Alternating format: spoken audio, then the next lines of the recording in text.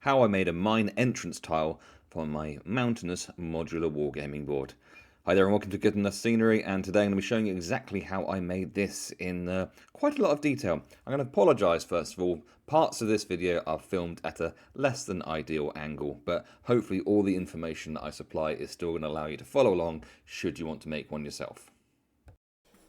No idea how big this is going to be, no idea how tall or wide, so what I'm going to do is just guess at some sizes, and then once I've got those sizes I'm going to basically work it backwards. Also going to create some little angled pieces as well.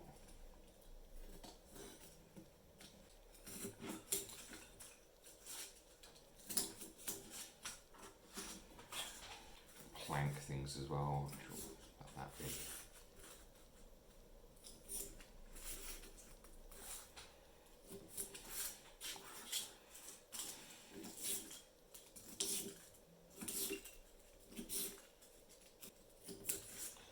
Okay, it's got lots of random pieces of foam. And this is a wire brush, which is not as sharp as it once was. Drag this across. If you've seen this on my channel before, you will have seen me do this lots of times when making wood effect stuff.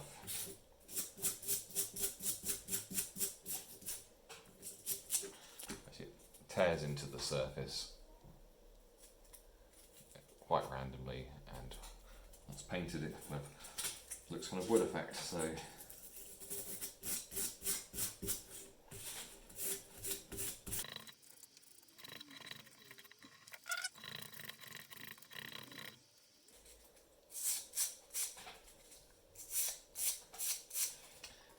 So I'm going to do that on all these pieces, which you don't really need to see. And now Jazz is going to do some painting. Fine, I'll do it.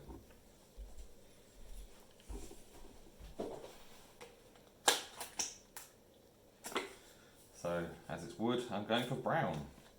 Weird that. So the way I like to do this is I get two paintbrushes and load them both up, and then kind of have one doing a holding roll and one kind of doing the painting, because they've both got paint in them. You kind of can get through it quite quickly. But yeah, nothing more complicated than just painting them really. So yeah, going to do that with all of these. Not exciting to watch, So with those wood bits drying, I turned to hollowing out this piece that I had made. I mean, it wasn't originally my plan, but then someone suggested that I should have a mine entrance, and it was too good an idea to not do. And I didn't want to make a brand new tile, so I thought, why not just go for it with one that I've got. So I took a corner piece, decided that it should be about a hand width wide, and then set about just slowly carving into the rock face at that width, just building up the depth bit by bit, deciding what height it should be, and then cutting out that, and just slowly just building up the depth so that hopefully I could just slide this out as one big piece. And you'll see that I actually managed to do that in a minute. From there, I actually just eyeballed the angle it was going at, and then cut in that angle at the back, and did that on the other side as well. And then from there, I realised that it wasn't going to be safe at all to use the blade that I was using without extending it super long. So I turned to a trusty, just normal kitchen knife. So I slid it all the way through, and lo and behold, my eyeballing of it was absolutely perfect, because you'll see in a minute when I pushed the knife all the way through. Look where it came out, exactly where I'd set it to be. So that was satisfying, and it was even more satisfying when I did it on the other side as well. So I was again just slowly building up the depth on both of the sides so that I could push this out as one big thing. Look at it, exactly the same on the other side. Check me out. It's then time to turn my attention to the top cut. So again, just slowly building up the depth, just not a lot of pressure, just using the sharpness of the knife just to slowly work my way through, and then doing the same on the front, and hopefully just making it all meet up nicely. And then I completely forgot about the bottom, so I needed to make sure that I unstuck the bottom as well.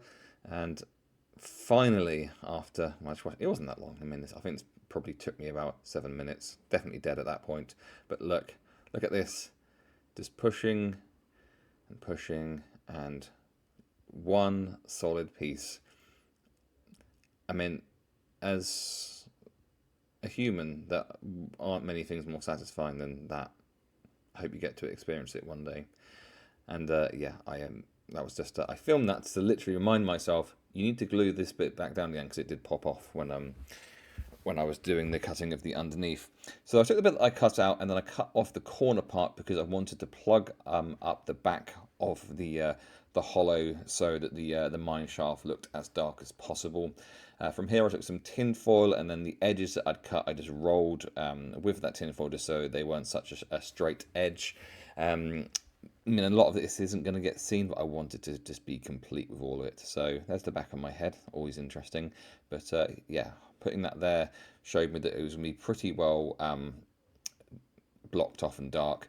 But just to be sure of this, I put some black paint and painted the whole of the inside, and I painted the inside of the plug bit, as I'm calling it, as you can see me doing there, so that the inside would just be black.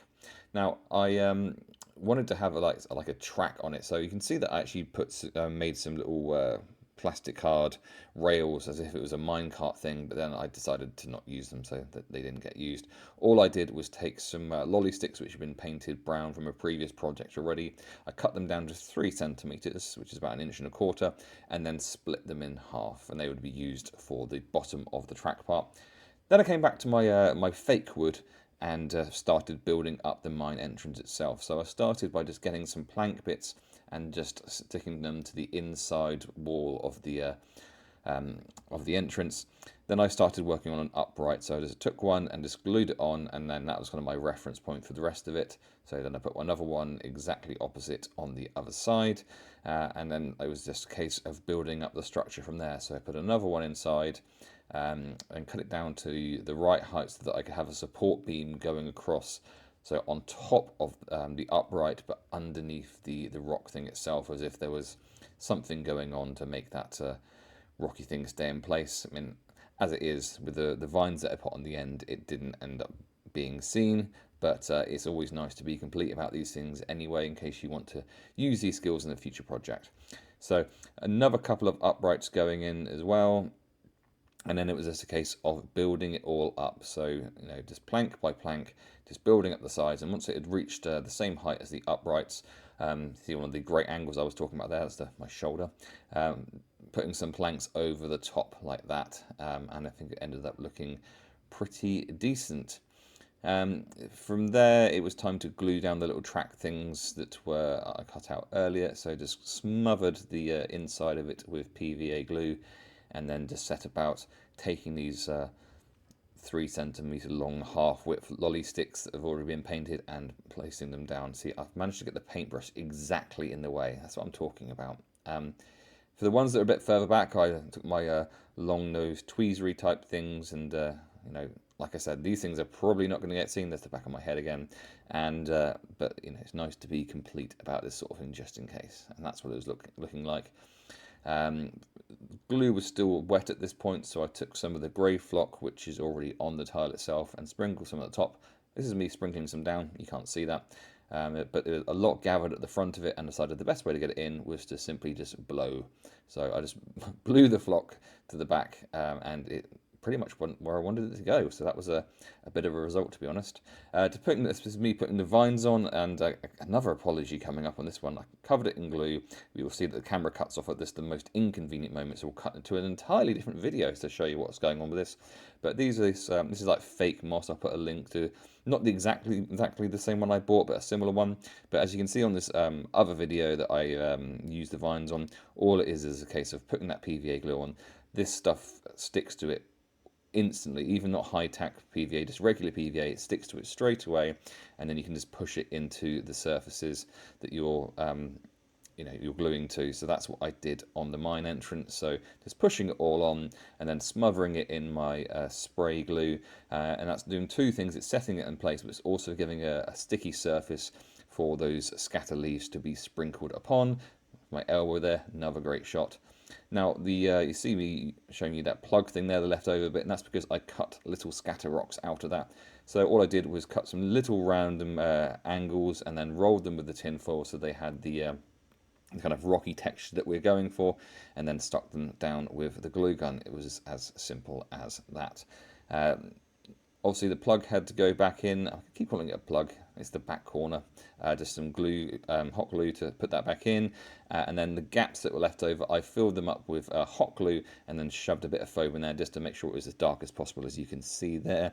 And we're approaching the finishing line with this. All that was left to do was to take some of the mossy mixture, stick another rock down and spread the moss stuff all over to kind of grime it up a bit. And this is what it ended up looking like. Like I said, I couldn't be much more pleased with this, to be perfectly honest. It's really awesome. So if you like it, then please hit the like button. Please subscribe to the channel to see more videos just like this.